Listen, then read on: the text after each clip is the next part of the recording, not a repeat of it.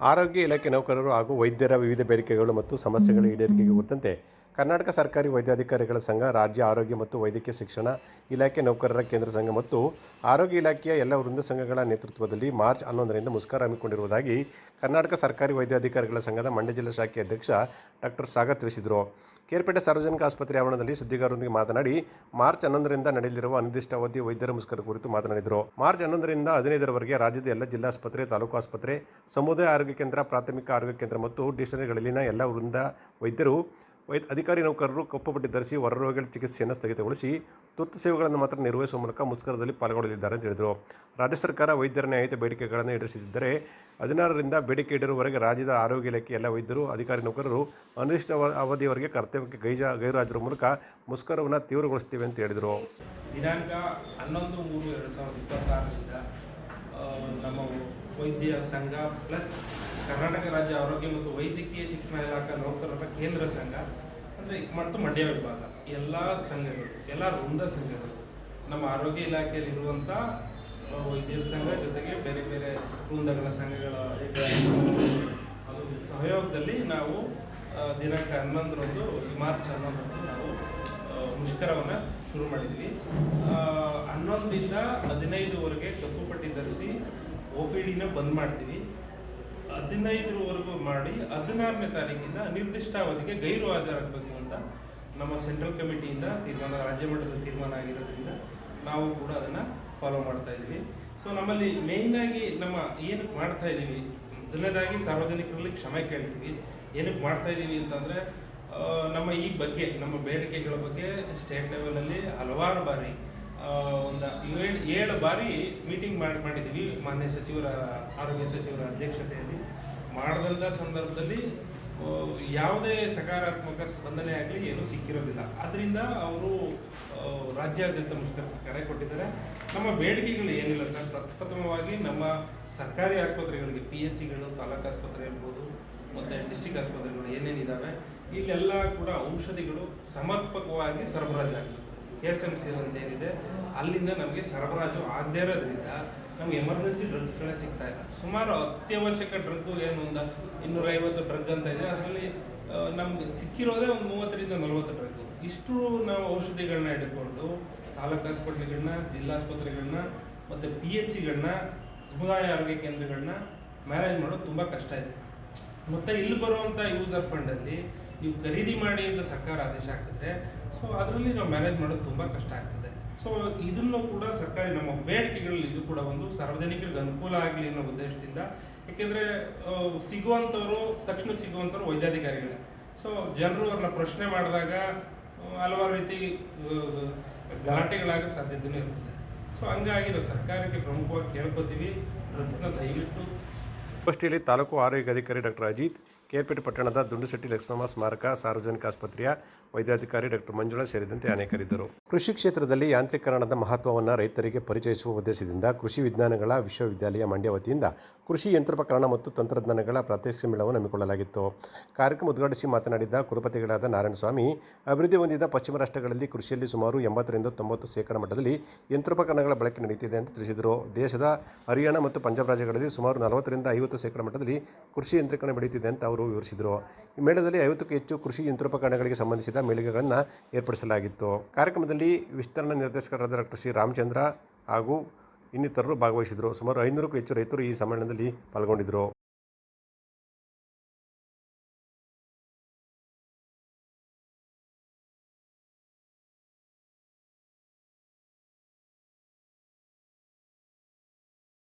ಜಿಲ್ಲಾಡಳಿತ, ಜಿಲ್ಲಾ ಪಂಚಾಯತ್, ಮಂಡ್ಯ ವಿಶ್ವವಿದ್ಯಾಲಯ, ಮೈ ಭಾರತ್ ಬುದ್ಧ ರಾಷ್ಟ್ರೀಯ ಸೇವಾ ಯೋಜನೆ ಮತ್ತು ಯುವ ಸಬಲೀಕರಣ ಕ್ರೀಡಾ ಇಲಾಖೆ ಸಹಯೋಗದಲ್ಲಿ ವಿಕಸಿತ ಭಾರತ ಯುವ ಸಂಪತ್ತು ಜಿಲ್ಲಾ ಮಟ್ಟದ ಸ್ಪರ್ಧೆ ಮತ್ತು ವಿಕಸಿತ ಭಾರತ ಯುವ ಸಂಪರ್ಕ ಕಾರ್ಯಕ್ರಮ ಮಂಡ್ಯ ವಿಶ್ವವಿದ್ಯಾಲಯದ ಸಿಂಡಿಕೇಟ್ ಸಭಾಂಗಣದಲ್ಲಿ ನಡೆಯಿತು.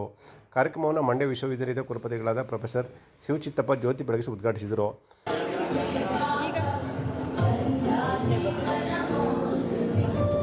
ನಂತರ ಮಾತನಾಡಿದ ಅವರು, ಸ್ವಾಮಿ ವಿವೇಕಾನಂದರವರ ಚಿಂತನೆಯಂತೆ ಸಮಾಜವನ್ನು ಹಾಳು ಮಾಡುವುದು ಸರ್ಕಾರದಿಂದಲ್ಲ, ನಮ್ಮ ಚಿಂತನೆಯಿಂದ ಮಾತ್ರ ಯುವ ಸಮುದಾಯಕ್ಕೆ ರಾಜಕೀಯ ಜ್ಞಾನವನ್ನು ಮೂಡಿಸುವ ಸಲುವಾಗಿ ಇಂತಹ ಕಾರ್ಯಕ್ರಮ ಪೂರಕವಾಗಿದೆ ಅಂತ ಹೇಳಿದರು. ಯಾರು ಅಂತ ಅವಕಾಶಗಳನ್ನು ಬಳಸ್ಕೊಳ್ಳಿಕ್ಕೆ ಮುಂದೆ ಬರ್ತಾರೆ, ಮುಂಚೂಣಿದಿರ್ತಾರೆ, ಕಾತುರದಿಂದಿರ್ತಾರೆ, ಅವರಿಗೆಲ್ಲ ಅವಕಾಶಗಳು ಕೂಡ ಬರ್ತವೆ. ಕೇಳಿಸ್ಕೊಂಡ್ರಪ್ಪ, ಕೇಳಿಸ್ಕೊಳ್ಳಿ, ಕಡೆ ನೋಡ್ತೀರಾ, ಆಯ್ತಾ? ನಮಗೆ ಕೆಲಸದಿಂದ ಮುಂದಿನ ಮಾತಾಡ್ತಿದ್ದೀವಿ ಅಂದ್ಕೊಂಡಿದ್ದೀರಾ? ಈ ಕಾರ್ಯಕ್ರಮ ಮಾಡಿರ್ತಕ್ಕಂಥ ನಿಮಗೋಸ್ಕರನೇ. ಅದು ಯುವ ಸಂಸತ್ತು ಅಂತಾನೆ ಮಾಡ್ತಿರುವಂಥದ್ದು. ಯುವಕರ ಒಂದು ಅಭಿವೃದ್ಧಿಯೇ ಈ ದೇಶದ ಅಭಿವೃದ್ಧಿ ಅನ್ನುವಂಥದ್ದು. ವಿಕಸಿತ ಭಾರತ 2024 ಭಾರತ ಪ್ರಕಾಶಿಸುತ್ತಿದೆ. ನಮ್ಮ ಮೋದಿಜಿ ಅವಾಗ ಹೇಳ್ತಾರೆ, India is shining, India is shining ಅಂತೇಳಿ. ಆಯ್ತಾ? ನೀವು ಶೈನಿಂಗ್ ಥರ ಇರಬೇಕು. ಓಕೆ, ಯಾಕಂದ್ರೆ ಈಗ ನೋಡಿ, compare to other last 10 years 15 years ನೋಡಿ ಈಗ ಹೇಗಿದೆ ನಮ್ಮ ಭಾರತ. ಈ ಬೆಂಗಳೂರಿಗೆ ಹೋಗಿ, ಮೈಸೂರಿಗೆ ಹೋಗಿ, ಈ ದೇಶದ ಯಾವುದೇ ಒಂದು ಊರಿಗೆ ಹೋಗಿ, ನಾನು ಲಾಸ್ಟ್ ವೀಕ್ ಹೈದರಾಬಾದ್ಗೆ ಹೋಗಿದ್ದೆ. ಹೈದರಾಬಾದ್ ಕಳೆದ 10 ವರ್ಷಕ್ಕೆ ಹೋಗೋಕ್ಕಿಂತ ಈಗ ಎಷ್ಟು ಅದ್ಭುತ ಬೆಳೆದಿದೆ ಗೊತ್ತಾ? ಯುವ ಸಬಲೀಕರಣ ಮತ್ತು ಕ್ರೀಡಾ ಇಲಾಖೆಯ ಸಹಾಯಕ ನಿರ್ದೇಶಕ ಓಂ ಪ್ರಕಾಶ್ ಮಾತನಾಡಿ, ಯುವ ಸಬಲೀಕರಣ ಇಲಾಖೆ ಯುವಕರ ಏಳಿಗೆಗೆ ಹಲವಾರು ಕಾರ್ಯಕ್ರಮಗಳಿದ್ದು ಇದರ ಸದುಪಯೋಗ ಪಡೆದುಕೊಳ್ಳುವಂತೆ ಹೇಳಿದರು. ನೀವು ಭಾರತ ಸಂವಿಧಾನದಲ್ಲಿ ಇಷ್ಟಪಟ್ಟು ಎಲ್ಲ ಓದಬೇಡಿ, ಮೂಲಭೂತ ಕರ್ತವ್ಯಗಳು ಅಂತಿದೆ. ಆ ಮೂಲಭೂತ ಕರ್ತವ್ಯಗಳು ತಿಳ್ಕೊಳ್ಳಿ. ಅದು ತಿಳ್ಕೊಂಡ್ರೆ ನಿಮಗೆ 6 ಹಕ್ಕುಗಳು ಕೊಟ್ಟಿದ್ದಾರೆ. ಅದು ಕರ್ತವ್ಯಗಳು ಮಾಡಿದವನು ಮಾತ್ರ ಹಕ್ಕು ಪಡಿಬೇಕು. ಎಲ್ಲರಿಗೂ ಹಕ್ಕಿದೆ, ಓದಿಲ್ದವ್ರಿಗೂ ಇದೆ, ಓದ್ದವ್ರಿಗೂ ಇದೆ, ಎಲ್ಲ ಇದೆ. ನೀವೆಲ್ಲ ಎಜುಕೇಟೆಡ್ ಆಗಿರೋದ್ರಿಂದ ನೀವು ಮೂಲಭೂತ ಫಂಡಮೆಂಟಲ್ ಡ್ಯೂಟೀಸ್ ಅಂತ ಹೇಳಿದೆ. ಅದೊಂದು ಫಂಡಮೆಂಟಲ್ ಡ್ಯೂಟೀಸ್ ತಿಳ್ಕೊಳ್ಳಿ. ನೀವು ತಿಳ್ಕೊಂಡು ನಿಮ್ಮ ಮನೇಲಿರೋರ್ಗೆ ಹೇಳಬೇಕು, ಅಣ್ಣ ತಮ್ಮದಿರಿಗೆ ಹೇಳಬೇಕು. ಅದಾದಮೇಲೆ ನಿಮಗೆ ಮೂಲಭೂತ ಹಕ್ಕುಗಳು ತಿಳ್ಕೊಳ್ಳಿ. ಇಷ್ಟು ತಿಳ್ಕೊಂಡ್ರೆ ನೀವು ತಲೆ ಎತ್ತಿ ಬದುಕ್ಬೋದು. ಸಮಾಜದಲ್ಲಿ ಕ್ವಶನ್ ಮಾಡೋಕ್ಕೆ ಶುರು ಮಾಡ್ತೀರಾ, ಯಾಕೆ, ಏನು, ಯಾಕೆ ಆಗಲ್ಲ ಕೇಳಲ್ಲ. ಮಂಡ್ಯ ವಿಶ್ವವಿದ್ಯಾಲಯದ ಕುಲಸಚಿವರಾದ ಕೃಷ್ಣಕುಮಾರ್ ಮಾತನಾಡಿ, ಯುವಜನತೆ ಸರ್ಕಾರಿ ಅಥವಾ ಸ್ವಂತ ಉದ್ಯೋಗ ಪಡೆದು ಸಬಲರಾಗುವ ಸಲುವಾಗಿ ದೃಢ ಸಂಪರ್ಕ ಮಾಡಬೇಕು ಅಂತ ಹೇಳಿದರು. ಹೋಗ್ತಾ ಇದ್ದೀನಿ ಅಷ್ಟೇ ಅಲ್ವಾ? ಆ ವರ್ಷದ ಓದ್ತೀರಾ, ಆ ವರ್ಷದ ಮಾಡ್ತೀರಾ, ಮುಂದೆ ಹೋಗ್ತಾ ಇರ್ತೀರಾ. ಮತ್ತೆ ಎಲ್ಲವನ್ನೂ ಓದುವಂಥ ಸಂದರ್ಭ ಯಾವುದಪ್ಪ ಅಂತ ಅಂದರೆ ಕೆಲಸ ಹುಡ್ಕೊಂಡ ಸಂದರ್ಭದಲ್ಲಿ ಅಲ್ವಾ? ಅವಾಗಲೇ ನೀವು ಓದೋದು. ಅವಾಗ ಎಲ್ಲ ಬುಕ್ಗಳನ್ನ ಕಲೆಕ್ಟ್ ಮಾಡ್ತೀವಿ, ಎಲ್ಲವನ್ನ ಓದ್ತೀವಿ. NCERT ಸಿಲೆಬಸ್ಸು, DSCRT ಸಿಲೆಬಸ್ಸು ಎಲ್ಲವನ್ನು ಕೂಡ ಓದ್ತೀವಿ. ಬಟ್ ಆದರೆ ನೀವು ಏನು ಮಾಡ್ತಾ ಇದ್ದೀರಾ ಅಂತ ಅಂದರೆ ಸುಮ್ಮನೆ ನೆಗ್ಲೆಜೆನ್ಸು. ಸರ್ ಕೇಳಿದ್ರು, ಇಂಡಿಯನ್ ಕಾನ್ಸ್ಟಿಟ್ಯೂಷನ್ ಎಷ್ಟು ಜನ ಓದಿದ್ದೀರಾ ಅಂತ ಹೇಳಿ. ಯಾರು ಓದಕ್ಕೆ ತಯಾರಿಲ್ಲ. ಯಾಕೆ ಬೇಕು? ಪಾರ್ಟ್ ಆಫ್ ದಿ ಸಿಲೆಬಸ್ ಎಲ್ಲ ಓದಕ್ಕೆ ತಯಾರಿಲ್ಲ ಅಲ್ವಾ? ಇಷ್ಟೇ ಅಲ್ವಾ? ಅದಕ್ಕೂ ಏನಾದ್ರು ಒಂದು 100 ಮಾರ್ಕ್ಸ್ ಇಟ್ಟಿದ್ರೆ ಎಲ್ಲರೂ ಓದ್ತಿಲ್ಲ. ಅದು ಮಾರ್ಕ್ಸ್ ಇಟ್ಟಿಲ್ಲ, ಅದಕ್ಕೆ ಯಾರು ಓದ್ತಾ ಇಲ್ಲ. ಎಲ್ಲ ಈಗ ಎಲ್ಲರೂ ಕೂಡ ನೀವು ವೋಟ್ ಹಾಕ್ತಾ ಇದ್ರಲ್ಲ, ಎಲಿಜಿಬಲ್ ಇದ್ರಲ್ಲ, 18 ವರ್ಷ ತುಂಬಿದೆ ಇಲ್ಲ ಎಲ್ಲರೂ ಅಲ್ವಾ? ಆ ರೈಟ್ಸ್ ಕೊಟ್ಟಿದೆ ಯಾರು ನಿಮಗೆ? Indian constitution. ನೀವು ಅದನ್ನ ಕೇಳೋದಕ್ಕೆ ತಯಾರಿಲ್ಲ, ನೋಡೋದಕ್ಕೂ ತಯಾರಿಲ್ಲ. ಬರೀ ಪಾಠ, ಬರೀ ಅದು ಇದು, ಬರೀ ಇದೇ ನಾಲೆಡ್ಜ್, ಬರೀ ಏನು ಅಂತಂದ್ರೆ ಪುಸ್ತಕಗಳು ಆಗ್ತಾ ಇದೆ. ಹೊರಗಡೆ ನಾಲೆಡ್ಜ್ ಇಲ್ಲ, ಒಂದು ಜನರಲ್ ನಾಲೆಡ್ಜ್ ಇಲ್ಲ. ಇದೇ ಸಂದರ್ಭದಲ್ಲಿ ಜಿಲ್ಲೆಯ ವಿವಿಧ ಕಾಲೇಜಿನಿಂದ ಆಗಮಿಸಿದ ವಿದ್ಯಾರ್ಥಿಗಳು ವಿಕಸಿತ ಭಾರತ ಯುವ ಸಂಪತ್ತು ಜಿಲ್ಲಾ ಮಟ್ಟದ ಸ್ಪರ್ಧೆಯಲ್ಲಿ ಭಾಗವಹಿಸಿದರು. ನಾವು ಯಾರು ಲೀಡರ್ಶಿಪ್ ಅಲ್ಲಿ ಇದೀವಿ ಅನ್ನೋದು ತುಂಬಾ ಮ್ಯಾಟರ್ ಆಗುತ್ತೆ. ಯಾಕಂದ್ರೆ ಆಲ್ಮೋಸ್ಟ್ ಎಲ್ಲ ದೇಶಗಳು ಈಗ ಯುದ್ಧ ಇದರಲ್ಲಿದ್ರು, ನಮ್ಮ ದೇಶ ಇವಾಗ ಒಂದು ಸೇಫ್ ಹ್ಯಾಂಡ್ ಅಲ್ಲಿ ಇದೆ ಅಂತ ನಾವೆಲ್ಲರೂ ಪ್ರೌಡ್ ಆಗಿರೋಣ. We have to be grateful for our Indian politicians. Thank you. ಇವಾಗ ನಾನು ಮಾತಾಡ್ತಿರೋದು ಇಂಡಿಯನ್ ಎಮರ್ಜೆನ್ಸಿ. ಇದು 1975 ಅಲ್ಲಿ ಪ್ರಧಾನಿ ಶ್ರೀಮತಿ ಇಂದಿರಾ ಗಾಂಧಿ ಅವರು ಅಲರ್ಟ್ ಮಾಡಿದ್ದು. ಇದರಿಂದ ಏನೇನಾಯ್ತು ಅಂತಂದ್ರೆ, ಇದು ಫಸ್ಟ್ ಆಫ್ ಆಲ್ ಇದನ್ನ black face of Indian democracy ಅಂತಾರೆ. ಯಾಕಂದ್ರೆ ಇದು ವೇದಿಕೆಯಲ್ಲಿ ಪ್ರಮೀಳಾ, ಪ್ರಕಾಶ್, ಕೃಷ್ಣಕುಮಾರ್, ವೆಂಕಟರಮಣ, ಡಾಕ್ಟರ್ ಶರಣಬಸಪ್ಪ, ಡಾಕ್ಟರ್ ರೇಖಾ ಜಾಧವ್, ನಾಗೇಂದ್ರ, ಸತೀಶ್ ಬಾಬು ಸೇರಿದಂತೆ ಅನೇಕರಿದ್ದರು. ಬೆಂಗಳೂರಿಗೆ ಕುಡಿಯುವ ನೀರಿನ ಯೋಜನೆ ಸಚಿವ ಸಂಪುಟ ಅನುಮೋದನೆ ನೀಡಿರುವುದು ಮಂಡ್ಯ ಜಿಲ್ಲೆಯ ಕೃಷಿ ಚಟುವಟಿಕೆಗೆ ಮಾರಕ ಎಂದು ಮಂಡ್ಯ ಜಿಲ್ಲಾ ರೈತ ಹಿತರಕ್ಷಣಾ ಸಮಿತಿಯ ಕಾರ್ಯದರ್ಶಿ ಸುನಂದ್ ಜಯರಾಮ್ ಹೇಳಿದರು. ಸುದ್ದಿಗಾರರೊಂದಿಗೆ ಮಾತನಾಡಿದ ಅವರು, ಬೆಂಗಳೂರು ಕುಡಿಯುವ ನೀರಿನ ಯೋಜನೆಗೆ KRS ಅಣೆಕಟ್ಟೆಯಿಂದ ನೀರು ಪೂರೈಕೆ ಮಾಡುವುದನ್ನು ವಿರೋಧ ಮಾಡುತ್ತಿದ್ದರೂ ಸರ್ಕಾರಗಳು ಯೋಜನೆಗಳನ್ನು ರೂಪಿಸಿಕೊಂಡು ಬರುತ್ತಿವೆ. ಡ್ಯಾಂನ ನಿರ್ಮಾಣ ಕೃಷಿ ಉದ್ದೇಶಕ್ಕಾಗಿ ಎಂಬುದು ತಿಳಿದಿದ್ದರೂ ಸರ್ಕಾರ ಮಂಡ್ಯ ಕೃಷಿಯನ್ನು ನಾಶ ಮಾಡಲು ಹೊರಟಿದೆ ಅಂತ ಹೇಳಿದರು. ಈಗಾಗಲೇ 5 ಹಂತದಲ್ಲಿ ಬೆಂಗಳೂರಿಗೆ ನೀರು ಕೊಂಡೊಯ್ಯಲಾಗಿದೆ. ಇದೀಗ ಗ್ರೇಟರ್ ಬೆಂಗಳೂರು ಹೆಸರಿನಲ್ಲಿ ಬೆಂಗಳೂರು ಹಾಗೂ ಸುತ್ತಮುತ್ತಲ ಪ್ರದೇಶಗಳಿಗೆ ನೀರು ಕೊಡಲು ಯೋಜನೆ ರೂಪಿಸಿ ಅನುಮೋದನೆ ಪಡೆಯಲಾಗಿದೆ. ಇದರಿಂದ KRS ಅಣೆಕಟ್ಟು ಪ್ರದೇಶಗಳಲ್ಲಿ ನೀರಿಗೆ ಲಭ್ಯತೆಯಾಗುತ್ತದೆ. ಅಲ್ಲದೆ ಕೊನೆಯ ಭಾಗದ ಮಳವಳ್ಳಿ, ಮದ್ದೂರು, ನಾಗಮಂಗಲ ಭಾಗಗಳಲ್ಲಿ ಕೃಷಿ ನಾಶವಾಗಲಿದೆ ಅಂತ ಹೇಳಿದರು. ಜಿಲ್ಲೆಯ ಕೃಷಿ ಗ್ರಾಮಗಳನ್ನು ನಗರೀಕರಣ ಮಾಡಲು ಸರ್ಕಾರ ಯೋಜನೆ ಮಾಡುತ್ತಿದೆ. ಕೃಷಿ ಕ್ಷೇತ್ರಗಳಲ್ಲಿ ರಿಯಲ್ ಎಸ್ಟೇಟ್ ಲಾಬಿಗಳು ಸವಾರಿ ಮಾಡಲು ಅವಣಿಸುತ್ತಿದ್ದು ಲಕ್ಷ ಕೋಟಿಗಳನ್ನು ಹೂಡಲು ಮುಂದಾಗಿವೆ. ಅವರಿಗೆ ಅನುಕೂಲ ಮಾಡಿಕೊಡಲು ಸರ್ಕಾರ ಮುಂದಾಗಿದ್ದು, ಈ ನಿಟ್ಟಿನಲ್ಲಿ ಅಣೆಕಟ್ಟೆ ಬಳಿ ಅಮ್ಯೂಸ್ಮೆಂಟ್ ಪಾರ್ಕ್, ಕಾವೇರಿ ಆರತಿ ಯೋಜನೆಗೆ ಮುಂದಾಗಿದೆ ಅಂತ ಹೇಳಿದರು. ಕುಡಿಯುವ ನೀರಿನ ಯೋಜನೆಗೆ ಮೊನ್ನೆ ನಡೆದಂಥ ಕ್ಯಾಬಿನೆಟ್ನಲ್ಲಿ ಅನುಮೋದನೆ ಆಗಿದೆ. ಕರ್ನಾಟಕ ಸರ್ಕಾರ ತಗೊಳ್ತಿರುವಂಥ ಈ ನಿರ್ಧಾರಗಳ ಬಗ್ಗೆ ನಮಗೆ ದೊಡ್ಡ ಚಿಂತನೆಯೇ ಆಗ್ಬಿಟ್ಟಿದೆ. ಈ ದೇಶದ ನೀರಿನ ನಿರ್ವಹಣೆ, ಬಳಕೆ ಬಗ್ಗೆ ಏನು ಯೋಚನೆ ಮಾಡ್ತಾ ಇದೆ ಸರ್ಕಾರ? ನಮ್ಮ ಮಂಡ್ಯ ಜಿಲ್ಲೆಯಲ್ಲಿ ಇರ್ತಕ್ಕಂಥ KRS ಅಣೆಕಟ್ಟೆ ನಮ್ಮ ಸದ್ಯದಲ್ಲಿ 49.5 TMC ನೀರನ್ನು ಮಾತ್ರ ಸಂಗ್ರಹಿಸುವಂಥ ಸಾಮರ್ಥ್ಯ ಇರುವಂಥದ್ದು. ಇದರಲ್ಲಿ ಮಳೆ ಬಿದ್ದು ಅಣೆಕಟ್ಟೆ ಸಂಪೂರ್ಣವಾಗಿ ತುಂಬಿದರೆ ಮಾತ್ರ ಅದರ ಬಳಕೆ ಸಮರ್ಪಕವಾಗಿ ಸಕಾಲಕ್ಕೆ ಸರಿಯಾಗಿ ಆಗುತ್ತೆ. ಅದರೊಳಗೆ ಈಗಾಗಲೇ ನಾವು ಪ್ರತಿ ವರ್ಷಕ್ಕೊಮ್ಮೆ ಮಳೆ ಬೀಳದೇ ಇದ್ದಾಗ ಕಾವೇರಿ ನದಿ ನೀರಿನ ವಿಚಾರವಾದಲ್ಲಿ ತಮಿಳುನಾಡಿಗೂ ನಮಗೂ ಇರ್ತಕ್ಕಂಥ ಒಂದು ವಾದ ವಿವಾದ, ಅಂತಿಮಗೊಳ್ಳದ ನಿಲುವುಗಳು, ಇದರಲ್ಲಿ ಹೋರಾಟ ಸದಾ ಸಿದ್ಧ. ಇದರ ನಡುವೆ ಕರ್ನಾಟಕ ಸರ್ಕಾರ ಅದನ್ನು ಶಾಶ್ವತ ಪರಿಹಾರದ ನಿಟ್ಟಿನಲ್ಲೂ ಯೋಚನೆಯನ್ನು ಮಾಡಿಲ್ಲ. ಅದಿರಲಿ ಒತ್ತಟ್ಟಿಗೆ. ಆದರೆ ಇಲ್ಲಿ ಗ್ರೇಟರ್ ಬೆಂಗಳೂರನ್ನ ಮಾಡೋಕ್ಕೆ ಹೊರಟು ಬೆಂಗಳೂರಿನ ಆಜುಬಾಜಿನ ಸಮಸ್ತ ಪ್ರದೇಶಗಳಿಗೆಲ್ಲ ನೀರನ್ನು ಹರಿಸುವ ಆಲೋಚನೆಯಿಂದ ಮತ್ತೆ 6ನೇ ಹಂತದ ಯೋಜನೆಗೆ ಅನುಮೋದನೆ ಸಿಕ್ಕಿದೆ. ನಾವು ಈಗಾಗಲೇ ನಮ್ಮ ಸಮಿತಿಯಿಂದ ಅನೇಕ ಬಾರಿ ಇದಕ್ಕೆ ವಿರೋಧವನ್ನು ನಾವು ವ್ಯಕ್ತಪಡಿಸಿದ್ದೇವೆ. ಮಳವಳ್ಳಿನಲ್ಲಿ ನಡೆದಂಥ ಸಭೆಯಲ್ಲಿ ನರೇಂದ್ರ ಸ್ವಾಮಿಯವರು ಅಲ್ಲಿಯ ಶಾಸಕರು ಅಧ್ಯಕ್ಷತೆ ವಹಿಸಿ ನಡೆದಂಥ ಸಭೆಯಲ್ಲಿ ಮುಖ್ಯಮಂತ್ರಿಗಳು ಬಂದಾಗ ಅದೇ ನರೇಂದ್ರ ಸ್ವಾಮಿ ಸರ್ ಅವರು ಕೊನೆ ಭಾಗಕ್ಕೆ ನೀರು ಸಿಗಲ್ಲ ನಮಗೆ ಅಂತ ಕೂಗ್ತಾರೆ, ಹೇಳ್ತಾರೆ, ಅಲ್ಲಿ ಜನ ಬೇಡ್ಕೊಳ್ತಾರೆ. ಆದರೆ ಅದೇ ಸಭೆಯಲ್ಲಿ ಅವರೇ ಇದ್ದು ಅವರು ಆ ಸಭೆಯಲ್ಲಿ ಮುಂದುವರೆದ ಭಾಗವಾಗಿ ನೀರನ್ನು ಮುಂದೆ ಹರಿಸಲಿಕ್ಕೆ ಒಪ್ಪಿಗೆ ತಗೊಳ್ತಾರೆ. ಎಂಥ ದುರಂತ ಅಂತ ನಮ್ಮ ಒಂದು ಆಲೋಚನೆ. ಇಷ್ಟು ಜನ ಚುನಾಯಿತರು ನೀರು ನಿರ್ವಹಣೆಯಲ್ಲಿ ವಿಫಲರಾಗ್ತಾ ಇದ್ದಾರೆ. ಸ್ವತಃ ಕಾಪಾಡಬೇಕಾದವರೇ ಬಲಿ ಕೊಡ್ತಾ ಇದ್ದಾರೆ, ಅಣೆಕಟ್ಟೆಯನ್ನು ಕೊಲ್ತಾ ಇದ್ದಾರೆ. ಈಗೇನೆಂದರೆ ಬ್ರಹ್ಮಾಸ್ತ್ರ, KRS ಅವರಿಗೆ ಬ್ರಹ್ಮಾಸ್ತ್ರ. ಮಂಡ್ಯ ಜಿಲ್ಲೆಯಲ್ಲಿ KRS ಅಣೆಕಟ್ಟೆ ಒಂದು ಚೆನ್ನಾಗಿರಬೇಕಾಗತ್ತೆ, ಭದ್ರತೆಯಾಗಿ, ಮತ್ತು ನೀರು ಸಕಾಲಕ್ಕೆ ತುಂಬಬೇಕಾಗತ್ತೆ.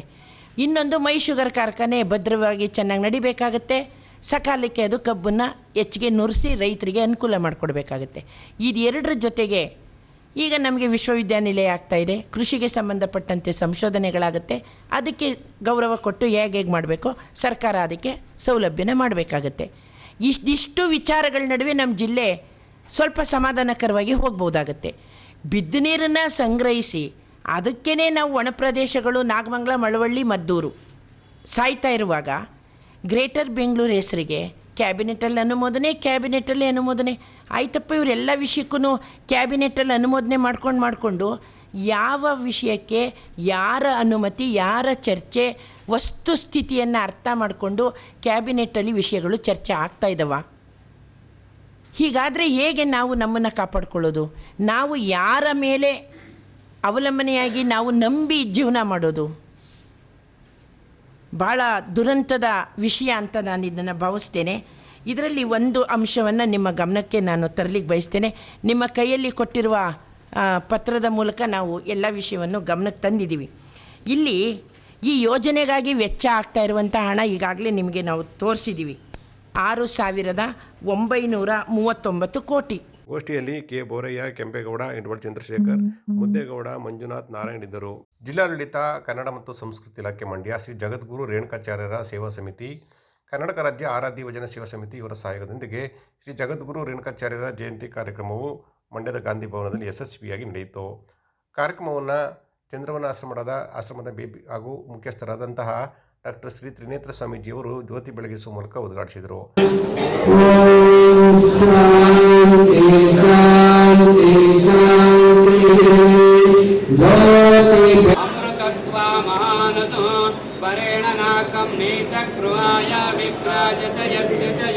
ನಂತರ ಮಾತನಾಡಿದ ಅವರು, ಪ್ರತಿಯೊಬ್ಬರು ಕೂಡ ಹಗೆತನವನ್ನು ಸಾಧಿಸಬಾರದು, ದ್ವೇಷ ಅಸೂಯೆಗಳಿಂದ ಬದಿಗಿಟ್ಟು ಶಿವಸೇನರ ಹಾದಿಯಲ್ಲಿ ಸಾಗಬೇಕು, ಆಗ ಸಮಾಜ ಸುಧಾರಣೆ ಸಾಧ್ಯವಾಗುತ್ತದೆ ಅಂತ ಅವರು ಹೇಳಿದರು.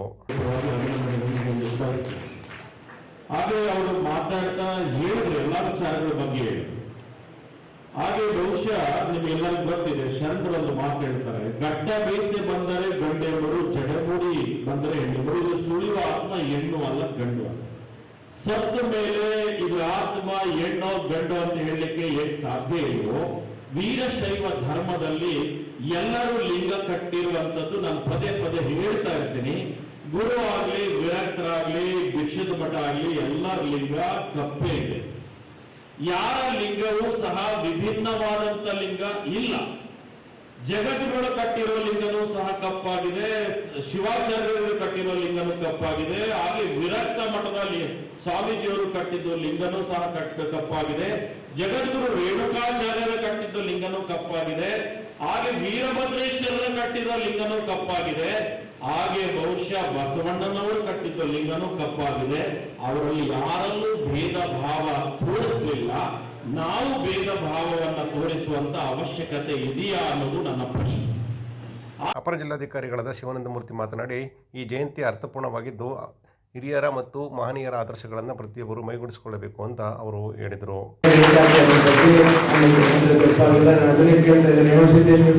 ನಮಗೆ ತುಂಬ ಇಷ್ಟ. ರೇಣುಕಾಚಾರ್ಯರು ರಾಮಾಪುರಿ ಜಗದ್ಗುರುಗಳನ್ನ ಪ್ರಸ್ತುತಿಸಿದ ಸಂದರ್ಭವನ್ನು ಕೂಡ ಕಳೆದ ಬಾರಿ ನಾನು ಜ್ಞಾಪಿಸಿಕೊಂಡಿದ್ದೆ. ಆ ನಿಟ್ಟಿನಲ್ಲಿ ರೇಣುಕಾಚಾರ್ಯರು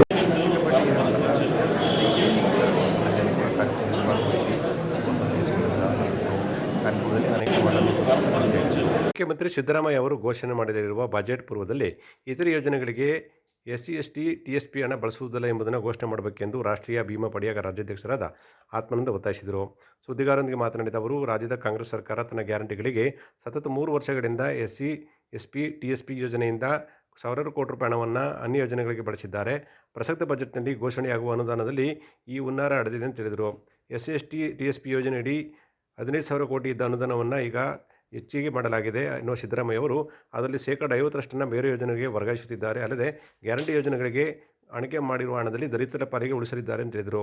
ಸರ್ಕಾರದ ಗ್ಯಾರಂಟಿಗೆ ವಿರೋಧವಿಲ್ಲ, ಆದರೆ ಅದರಿಂದಾಗುವ ಅನಾನುಕೂಲ ಗ್ರಹಿಸದೆ ಅವೈಜ್ಞಾನಿಕ ರೀತಿಯಲ್ಲಿ ಗ್ಯಾರಂಟಿಗಳನ್ನು ಘೋಷಣೆ ಮಾಡಿರುವುದು ಸರಿಯಲ್ಲ ಅಂತ ಅವರು ಹೇಳಿದರು. ಬಂದಂಥ ಒಬ್ಬ ನಾಯಕರು ಭಾಳ ಅಪಾರವಾದಂಥ ನಂಬಿಕೆಯನ್ನು ಈ ಸಮುದಾಯ ಇಟ್ಕೊಂಡಿತ್ತು. ಎಲ್ಲೋ ಹೊಸ ಯೋಜನೆಗಳು ನಮಗೆ ಬರುತ್ತೆ ಅನ್ನುವಂಥ ನಿಟ್ಟಿನಲ್ಲಿ ಸಿದ್ದರಾಮಯ್ಯನವ್ರು ಮುಖ್ಯಮಂತ್ರಿ ಆದಾಗ ಅಂದ್ಕೊಂಡಿದ್ವಿ.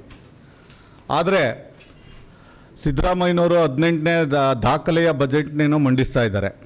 ಆದರೆ ಅವ್ರು ಕೊಟ್ಟಂಥ ಗ್ಯಾರಂಟಿಗಳು ಏನಿದೆ, ಆ 5 ಗ್ಯಾರಂಟಿಗಳಿಗೆ ಜನ ಇವತ್ತು ಯಾವುದೇ ಒಂದು ನಿಬಂಧನೆ ಇಲ್ಲದೆ, ಯಾವುದೇ ಒಂದು ಪೂರ್ವ ತಯಾರಿ ಇಲ್ಲದೆ ಅವೈಜ್ಞಾನಿಕವಾಗಿ ಗ್ಯಾರಂಟಿಗಳನ್ನು ಘೋಷಣೆ ಮಾಡಿ ಆ ನಂತರದಲ್ಲಿ 2-3 ತಿಂಗಳು ಆದ ನಂತರ ಅದನ್ನು ಎಲ್ಲರಿಗೂ ಕೊಡಬೇಕಾದಂಥ ಅನಿವಾರ್ಯತೆ ಅವರಿಗೆ ಸೃಷ್ಟಿಯಾಯಿತು. ಹಾಗಾಗಿ ಯಾವುದೇ ಕಂಡೀಷನ್ ಆಗದೇ ಗ್ಯಾರಂಟಿಯನ್ನು ಘೋಷಣೆ ಮಾಡಿದರು. ಹಾಗಾಗಿ ಜನ ಒಂದು ಆಂದೋಲನ ಶುರು ಆಯಿತು.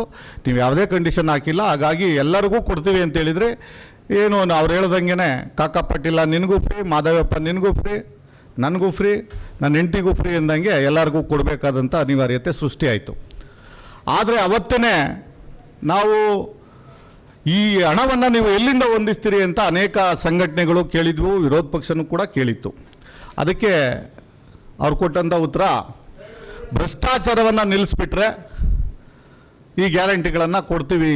52,000 ಕೋಟಿಯ ದೊಡ್ಡ, ಪ್ರತಿ ವರ್ಷ 52,000ಕ್ಕೂ ಹೆಚ್ಚು ಹಣವನ್ನು ಗ್ಯಾರಂಟಿಗಳಿಗೆ ಕೊಡಬೇಕಾದಂಥ ಅನಿವಾರ್ಯತೆ ಸೃಷ್ಟಿಯಾಯಿತು. ಗ್ಯಾರಂಟಿಗಳ ವಿರೋಧ ನಮ್ಮದಲ್ಲ, ಆದರೆ ಗ್ಯಾರಂಟಿಗಳಿಗೆ ನಿಮ್ಮ ತಯಾರಿ ಏನು, ಎಲ್ಲಿಂದ ಹಣ ತರ್ತೀರಿ ಅನ್ನುವಂಥ ನಿಟ್ಟಿನಲ್ಲಿ ಏನು ಸಿದ್ದರಾಮಯ್ಯನವರು ಹೇಳಬೇಕು ಅಂದರೆ, ಈಗ ಏನು SCP TSP ದುರ್ಬಳಕೆಯ ಅದನ್ನು ಕಬಳಿಸಿರುವಂಥ ದಲಿತರಿಗೆ ಅನ್ಯಾಯ ಮಾಡಿರ್ತಕ್ಕಂಥ ಒಬ್ಬ ಮುಖ್ಯಮಂತ್ರಿ ಅಂತ ನಾವು ಹೇಳೋಕ್ಕೆ ಹೊರಟಿದ್ದೀವಿ. ಇಡೀ ಒಟ್ಟಾರೆ ಬಜೆಟ್ನ ಗ್ರಾಹಕ 4.5 ಲಕ್ಷ ಕೋಟಿ ಆದರೆ ಈ ಗ್ಯಾರಂಟಿಗಳಿಗೆ 52,000 ಕೋಟಿ ಪ್ರತಿ ವರ್ಷ ತರಬೇಕಾಯ್ತು ಅವರು. ಇದಕ್ಕೆ ಗ್ಯಾರಂಟಿಗಳಿಗೋಸ್ಕರ 2023-24ರಲ್ಲಿ ಅವರು SCP TSP ಹಣದಿಂದ 11,000 ಕೋಟಿಯನ್ನು 11,144 ಕೋಟಿ ಹಣವನ್ನು ಗ್ಯಾರಂಟಿಗಳಿಗೆ ಬಳಸ್ಕೊಂಡಿದ್ದಾರೆ. 24-25ರಲ್ಲಿ 14,000 ಕೋಟಿ 282 ಕೋಟಿ ಹಣವನ್ನು ಬಳಸ್ಕೊಂಡಿದ್ದಾರೆ. ಹಾಗೆ 25 ಮತ್ತು 26 13,433 ಕೋಟಿ ಹಣವನ್ನು ಗ್ಯಾರಂಟಿಗಳಿಗೆ ಬಳಸ್ಕೊಂಡಿದ್ದಾರೆ. ಒಟ್ಟಾರೆ ಅಮೌಂಟು 38,859 ಕೋಟಿ ಹಣವನ್ನು ಇದುವರೆಗೂ ಈ ಬಜೆಟ್ಟಿನವರೆಗೂ SCP TSP ಹಣವನ್ನು ಬಳಸ್ಕೊಂಡಿದ್ದಾರೆ. ಆದರೆ ಅವರು ಏನು ಗ್ಯಾರಂಟಿಗಳ ಘೋಷಣೆ ಮಾಡಿದ್ರು, ಈ SCP TSP ಹಣ ಯಾರಿಗೆ ಬಳಕೆ ಆಗಬೇಕಾಗಿತ್ತು? ಅದಕ್ಕೆ 7D ಮತ್ತು C ಕಾನೂನನ್ನು ಮಾಡಿದವರು ಕೂಡ ಇವರೇ. 7C ಕ್ಯಾನ್ಸಲ್ ಮಾಡಿ 7D ಹಣವನ್ನು ಏನು ಹೇಳುತ್ತೆ? 7D ಹಣ ಅದನ್ನು ಯಾವುದೇ ಕೆಲಸಗಳಿಗೆ, ಅವರ ಕಲ್ಯಾಣಕ್ಕೆ, ದಲಿತರ ಕಲ್ಯಾಣಕ್ಕೆ ಅದನ್ನು ಮೀಸಲಿಡಬೇಕು, ಅಲ್ಲಿಗೆ ಅದಕ್ಕೆ ಮಾತ್ರ ಸೀಮಿತಗೊಳಿಸಿ ಹಣವನ್ನು ಬಳಸಬೇಕಾಗಿತ್ತು. ಅದಕ್ಕೆ 7C ಅಂತ ಮಾಡಿಕೊಂಡು ಅಲ್ಲಿಂದ ಬೇರೆ ಯೋಜನೆಗಳಿಗೆ, ಬೇರೆ ಇಲಾಖೆಗಳಿಗೆ ಕೊಡುವಂಥ ಕೆಲಸವನ್ನು ಕೂಡ ಮಾಡಿದ್ದಾರೆ. ಗೋಷ್ಠಿಯಲ್ಲಿ ನಿತ್ಯಾನಂದ, ನಾರಾಯಣಸ್ವಾಮಿ, ಶಶಿಕುಮಾರ್ ಇದ್ದರು. ಬುದ್ಧ ಭಾರತ ಫೌಂಡೇಶನ್ ವತಿಯಿಂದ ಜಿಲ್ಲಾಡಳಿತ, ಜಿಲ್ಲಾ ಪಂಚಾಯತ್, ಆರೋಗ್ಯ ಮತ್ತು ಕುಟುಂಬ ಕಲ್ಯಾಣ ಇಲಾಖೆ, ಮಿಮ್ಸ್, ತಾಲೂಕು ಪಂಚಾಯತ್, ಅರಕೆರೆ ಗ್ರಾಮ ಪಂಚಾಯತಿ ಮತ್ತು ವಿವಿಧ ಸಂಘಟನೆಗಳ ಆಶ್ರಯದಲ್ಲಿ ಬೃಹತ್ ಆರೋಗ್ಯ ತಪಾಸಣಾ ಶಿಬಿರವನ್ನು ಮಾರ್ಚ್ 10ರಂದು ಶ್ರೀರಂಗಪಟ್ಟಣ ತಾಲೂಕಿನ ನೇರಕೆರೆ ಗ್ರಾಮದ ವಿಶ್ವಮೈತ್ರಿ ಬುದ್ಧ ವಿಹಾರದಲ್ಲಿ ಹಮ್ಮಿಕೊಂಡಿರುವುದಾಗಿ ಡಾಕ್ಟರ್ BR ಅಂಬೇಡ್ಕರ್ ವಾರಿಯರ್ಸ್ ರಾಜ್ಯಾಧ್ಯಕ್ಷರಾದ ಗಂಗರಾಜ್ ತಿಳಿಸಿದರು. ಸುದ್ದಿಗಾರರಿಗೆ ಮಾತನಾಡಿದ ಅವರು, ಸದೃಢ ಆರೋಗ್ಯದ ಕಡೆ ಗ್ರಾಮೀಣ ಜನರ ನಡೆ, ವ್ಯಸನಮುಕ್ತ ಜಿಲ್ಲೆಯ ಕಡೆ ನಮ್ಮ ನಡೆ ಘೋಷವಾಕ್ಯದೊಂದಿಗೆ ಶಿಬಿರ ನಡೆಯಲಿದೆ ಎಂದು ತಿಳಿದರು. ಕಾರ್ಯಕ್ರಮವನ್ನು ಜಿಲ್ಲಾಧಿಕಾರಿ ಕುಮಾರ ಉದ್ಘಾಟಿಸಲಿದ್ದು, ಜಿಲ್ಲಾ SP ಶೋಭರಾಣಿ ಸೇರಿದಂತೆ ಅನೇಕ ಗಣ್ಯರು ಕಾರ್ಯಕ್ರಮದಲ್ಲಿ ಪಾಲ್ಗೊಳ್ಳುವರು ಅವರು ತಿಳಿಸಿದರು. ಭಾರತ ಫೌಂಡೇಶನ್ ವತಿಯಿಂದ ಅದರ ಅಧ್ಯಕ್ಷರಾದಂತಹ ಜಯರಾಮಯ್ಯನವರು ವಕೀಲರು ಅವರು ಆಯೋಜಿಸಲಿದ್ದಾರೆ. ಈ ಒಂದು ಕಾರ್ಯಕ್ರಮಕ್ಕೆ ಮಾನ್ಯ ಮಂಡ್ಯ ಜಿಲ್ಲೆಯ ಜಿಲ್ಲಾಧಿಕಾರಿಗಳು ಬಂದು ಉದ್ಘಾಟನೆ ಮಾಡಲಿದ್ದಾರೆ. ಹಾಗೆಯೇ ಜಿಲ್ಲಾ ಪಂಚಾಯತ್ CO ಅವರು ಕೂಡ ಉಪಸ್ಥಿತರಿರ್ತಾರೆ. ಹಾಗೆ ಪೊಲೀಸ್ ವರಿಷ್ಠಾಧಿಕಾರಿಗಳು ಕೂಡ ಬಂದು ಆ ಕಾರ್ಯಕ್ರಮವನ್ನು ಯಶಸ್ವಿಗೊಳಿಸೋಕ್ಕೆ ಪಾಲ್ಗೊಳ್ಳಲಿದ್ದಾರೆ. ಈ ಕಾರ್ಯಕ್ರಮದ ಉದ್ದೇಶವಾದರೂ ಇಷ್ಟೇ, ಆ ಒಂದು ಭಾಗದ ಶ್ರೀಸಾಮಾನ್ಯರಿಗೆ, ಬಡಜನತೆಗೆ ಮತ್ತು ವೃದ್ಧರಿಗೆ ಮತ್ತು ಮಕ್ಕಳಿಗೆ, ಹೆಣ್ಣುಮಕ್ಕಳಿಗೆ ಎಲ್ಲರಿಗೂ ಕೂಡ ಒಂದು ಆರೋಗ್ಯವನ್ನು ಕಲ್ಪಿಸ್ಕೊಡ್ಬೇಕು ಅಂತ ಒಂದು ಸದುದ್ದೇಶದಿಂದ ಈ ಬುದ್ಧ ಭಾರತ ಫೌಂಡೇಶನ್ ವತಿಯಿಂದ ಒಂದು ಬೃಹತ್ ಆರೋಗ್ಯ ತಪಾಸಣಾ ಶಿಬಿರವನ್ನು ಅಲ್ಲಿ ಆಚರಣೆ ಮಾಡ್ತಾ ಇದ್ದಾರೆ. ಅದಕ್ಕೋಸ್ಕರ ಈ ಒಂದು ಅವಕಾಶವನ್ನು ಶ್ರೀಸಾಮಾನ್ಯರು ಸಕಾಲದಲ್ಲಿ ಸದ್ಬಳಕೆ ಮಾಡ್ಕೊಳ್ಬೇಕು ಅಂತೇಳಿ ನಮ್ಮ ಎಲ್ಲ ಸಂಘಟನೆಯ ಪರವಾಗಿ ನಾವು ಕೇಳ್ಕೊಳ್ತಾ ಇದ್ದೇವೆ. ಹಾಗೆಯೇ ಈ ಒಂದು ಬುದ್ಧ ಭಾರತ ಫೌಂಡೇಶನ್ಗೆ ನಾವು ನೈತಿಕ ಬೆಂಬಲ ನೀಡ್ತಾ ಇದ್ದೇವೆ.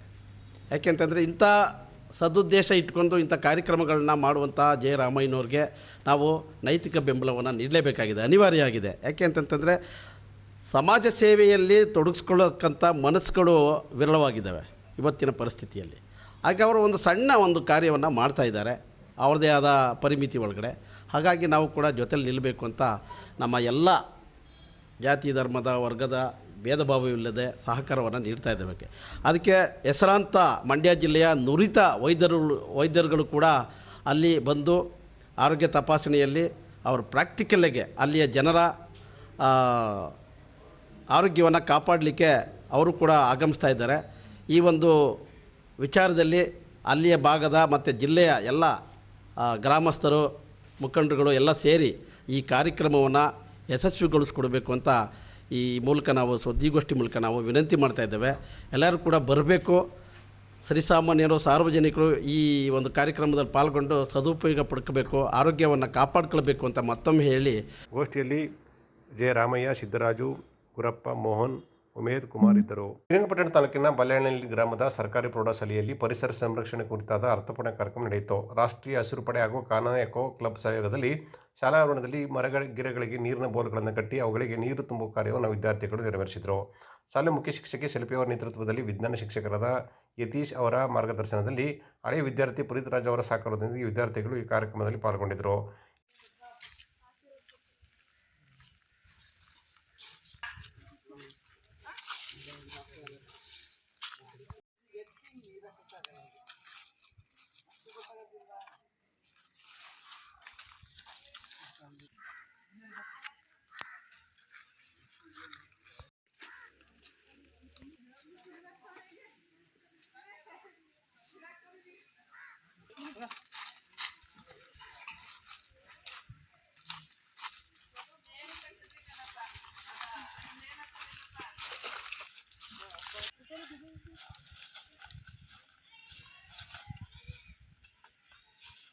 ಈ ವರ್ಷ ಮಾರ್ಚ್ ತಿಂಗಳಿನಿಂದಲೇ ಉಷ್ಣತೆಯು ತೀವ್ರ ಹೆಚ್ಚಾಗಿರುತ್ತಿರುವ ಹಿನ್ನೆಲೆಯಲ್ಲಿ ಪ್ರಾಣ ಪಕ್ಷಿಗಳಿಗೆ ನೀರಿನ ತೊಂದರೆ ಉಂಟಾಗುವ ಸಾಧ್ಯತೆ ಇದೆ. ಈ ಹಿನ್ನೆಲೆಯಲ್ಲಿ ಮರಗಳ ಕೊಂಬೆಗಳಿಗೆ ಬೋರ್ಗಳನ್ನು ಕಟ್ಟಿ ನೀರು ತುಂಬಿಸುವ ಮೂಲಕ ಪಕ್ಷಿಗಳ ದಾಹ ನೀಗಿಸುವ ಕೆಲಸ ಮಾಡಬೇಕು ಅಂತ ಹೇಳಿದರು. ಈ ಸಂದರ್ಭದಲ್ಲಿ ಶಿಕ್ಷಕಿ ರುಕ್ಮಿಣಿ ಮಾತನಾಡಿ, ಪರಿಸರದಲ್ಲಿ ಎಲ್ಲ ಜೀವಿಗಳಿಗೆ ಮನುಷ್ಯನಂತೆ ಬದುಕುವಾಗಿದೆ. ಪ್ರಾಣಿ ಪಕ್ಷಿಗಳು ಸೇರಿದಂತೆ ಎಲ್ಲ ಜೀವಿಗಳ ಸಹಬಾಳ್ವೆಯಲ್ಲಿಯೇ ಪರಿಸರ ಸಮತೋಲನ ಸಾಧಿಸಬಹುದು ಅಂತ ಹೇಳಿದರು. ಮುಖ್ಯ ಶಿಕ್ಷಕಿ ಶಿಲ್ಪಿ ಮಾತನಾಡಿ ಪರಿಸರ ಸಂರಕ್ಷಣೆ ಅತ್ಯಂತ ಅಗತ್ಯವಾದ ಕೆಲಸಗಳಲ್ಲಿ ಒಂದಾಗಿದೆ ಅಂತ ಹೇಳಿದರು. ನಮ್ಮೆಲ್ಲರ ಜವಾಬ್ದಾರಿ. ಇಂದಿನ ದಿನದಲ್ಲಿ ಪರಿಸರದಲ್ಲಿ ತುಂಬ ಅಸಮತೋಲನ ನಾವು ಕಾಣ್ತಾ ಇದ್ದೀವಿ. ಪರಿಸರದಲ್ಲಿ ಸಮತೋಲನ ಇರಬೇಕು ಅಂದರೆ ಎಲ್ಲ ಪ್ರಾಣಿ ಪಕ್ಷಿಗಳು ಎಲ್ಲವೂ ಸಹ ಅವಕ್ಕೆಲ್ಲ ಏನೇನು ಮೂಲಭೂತವಾಗಿ ಅವಕ್ಕೂ ಸಿಗಬೇಕೋ ಅದು ಅವುಗೆ ಸಿಗಲೇಬೇಕಾಗುತ್ತೆ. ಅದರಲ್ಲೂ ಈ ಬೇಸಿಗೆ ತುಂಬ ಭೀಕರತೆಯನ್ನು ಕಾಣಿಸ್ತಾ ಇದೆ ಸ್ಟಾರ್ಟಿಂಗಲ್ಲೇ.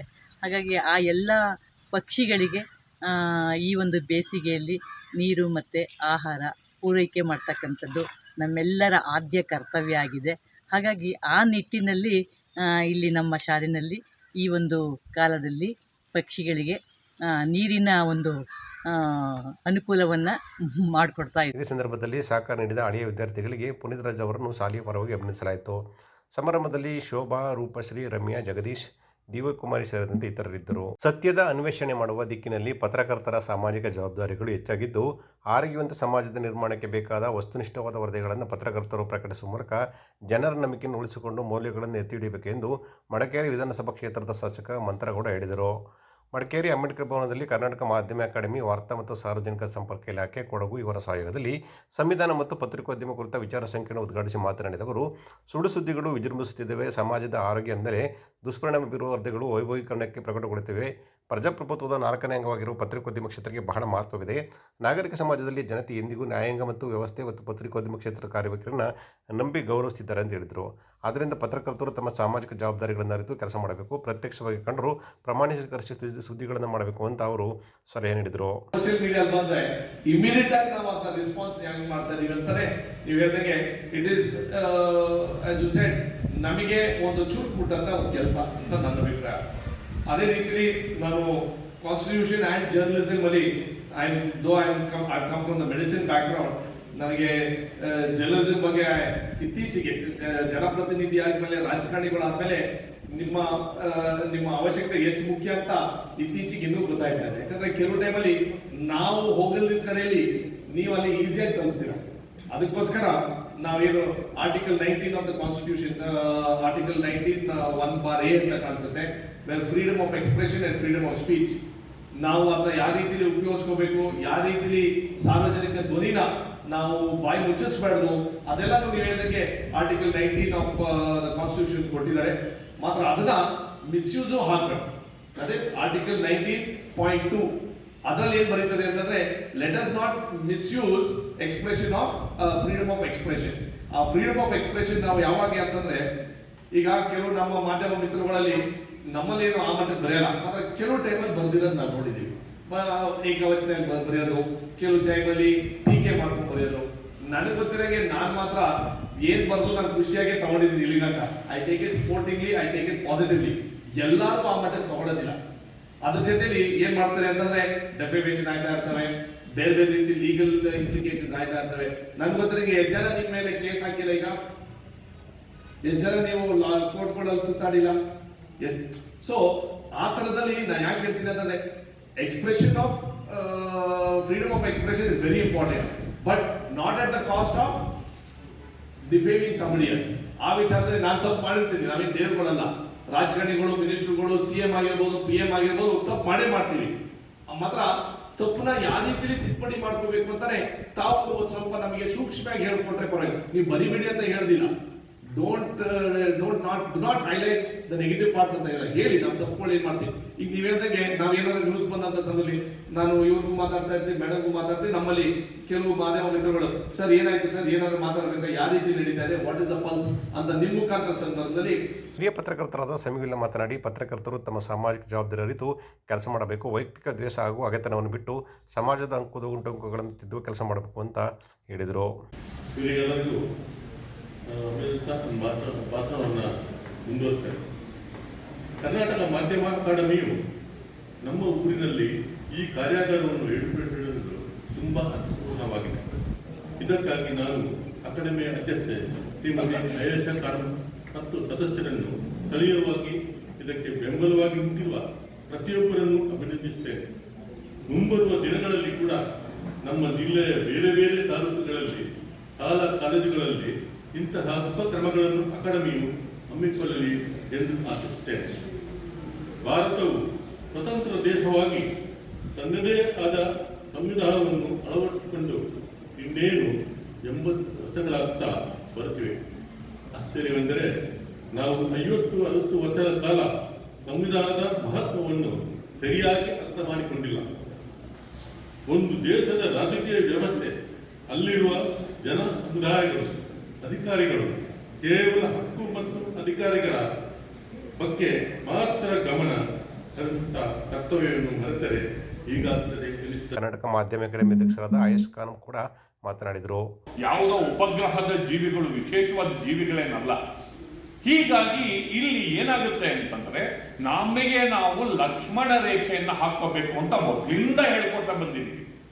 ನಮಗೆ ನಾವು ಲಕ್ಷ್ಮಣ ರೇಖೆಯನ್ನ ಹಾಕಿಕೊಳ್ಬೇಕು ಅಂತ ಹೇಳ್ಕೊಂಡೆ ಲಕ್ಷ್ಮಣ ರೇಖೆಯನ್ನ ಮೀರಿ ವರ್ತಿಸಿರುವ ನೂರಾರು ಘಟನೆಗಳು ಇರೋದ್ರಿಂದ ಲಕ್ಷ್ಮಣ ರೇಖೆಯನ್ನ ಹಾಕಿಕೊಳ್ಳುವ ಕಾಲ ಮುಗಿದಿದೆ. ಈಗ ಕಾನೂನು ನಮ್ಮ ಭಾಷೆ ಸರಿ ಇಲ್ಲ, ನಮ್ಮ ದೃಷ್ಟಿ ಸರಿ ಇಲ್ಲ, ಭಾಷೆಯನ್ನ ಬೆಳೆಸುವ ಬದಲು ಸುದ್ದಿಯನ್ನ ಕೊಡುವ ಬದಲು ಸೆನ್ಸೇಷನಲ್ ಜರ್ನಲಿಸಂ ಮಾಡುವ ಭರಾಟೆಯಲ್ಲಿ ಎಲ್ಲೋ ಮೂಲ ಸ್ವರೂಪಕ್ಕೆ, ಮನುಷ್ಯತ್ವಕ್ಕೆ, ಪತ್ರಿಕೋದ್ಯಮಕ್ಕೆ ಧಕ್ಕೆ ತರ್ತಿದೆ ಅನ್ನೋದನ್ನೇ ನೆಪವಾಗಿಟ್ಕೊಂಡು ಸಮಾರಂಭದಲ್ಲಿ ಹಿರಿಯ ಪತ್ರಕರ್ತರು ಹಾಗೂ ಕರ್ನಾಟಕ ಮಾಧ್ಯಮ ಅಕಾಡೆಮಿ ಮಾಜಿ ಅಧ್ಯಕ್ಷರಾದ ಪೊನ್ನಪ್ಪ, ಕೊಡಗು ಜಿಲ್ಲಾ ಪತ್ರಕರ್ತರ ಸಂಘದ ಅಧ್ಯಕ್ಷರಾದ ಟಿ ಅನಿಲ್ ಕುಮಾರ್, ನಿರ್ದೇಶಕಿ ಸವಿತಾ ರೈ, ಮಾಧ್ಯಮ ಅಕಾಡೆಮಿ ಸದಸ್ಯರಾದ ರಶ್ಮಿ ಸೇರಿದಂತೆ ಅನೇಕ ಪತ್ರಕರ್ತರು ಹಾಜರಿದ್ದರು.